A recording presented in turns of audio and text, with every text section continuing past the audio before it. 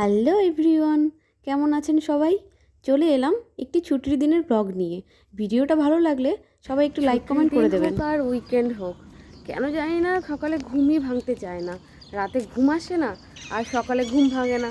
এখন ঘুম থেকে উঠতে উঠতে প্রায় 9টা বেজে গেল। এখন বেরিয়ে পড়লাম ব্যাগ ট্যাগ নিয়ে বাজারের উদ্দেশ্যে। বাজারে গিয়ে প্রথমে নিয়ে নিলাম সবজি, তারপরে চলে গেলাম মাছ বাজারে। আমি না হাতে গুনে কয়েকটা মাছই খাই, আর ওই কয়েকটা মাছই চিনি। তার মধ্যে একটা হচ্ছে রুই মাছ, তাই জন্য গিয়ে রুই মাছই নিয়ে নিলাম।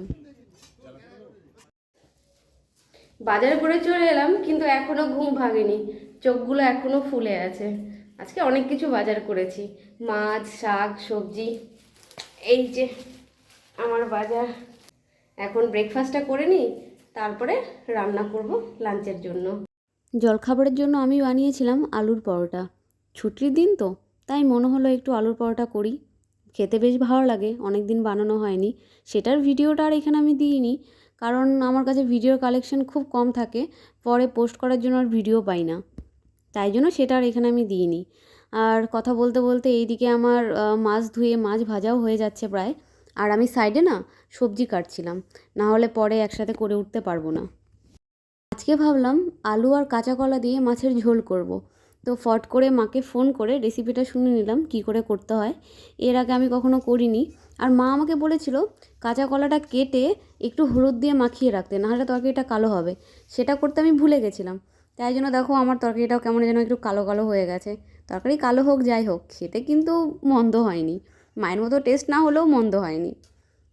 রান্না শিখে গেছি আমি বাড়ির বাইরে একা থেকে থেকে। এবার ভাবছি বাড়িতে গিয়ে সবাইকে একদিন রান্না করে খাওয়াবো।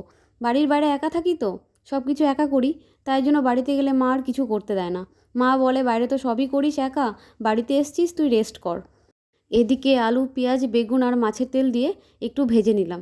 এই মাছের তেলটা আমার খেতে খুব ভালো লাগে, অনেকে আবার পছন্দ করে না। সে যাই হোক, আমার লাঞ্চ রেডি, আমি লাঞ্চ করে নিই। এরপর রেডি হয়ে দাঁত বের করতে করতে বেরিয়ে পড়লাম কিছু কেনাকাটা করতে। আমি হলাম গিয়ে নর্থ বেঙ্গলের মানুষ। আমাদের ওইদিকে কী হয়, আমরা আগে উঁকি মেরে দেখি বাসে বসার সিট আছে কি না। যদি সিট থাকে তবেই আমরা বাসে চাপি, না হলে চাপি না।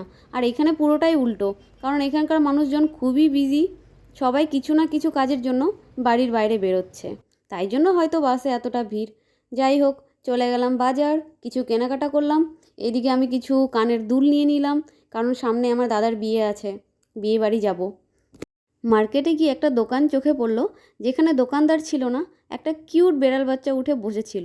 এমন পোজ নিচ্ছিল যেন মনে হচ্ছিল দোকানটা ওরই। আমার মতো আরও অনেকেই ভিডিও করে। তোমার দোকান?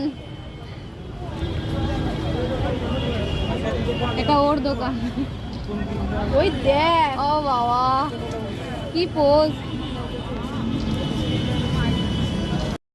কেনাকাটা করে চলে এলাম রুমে এসে দেখছি রুম থেকে বেরোনোর আগে রুমের অবস্থা আমি যা করে গেছি, সেটাকে এখন আবার আমাকে গুছোতে হবে।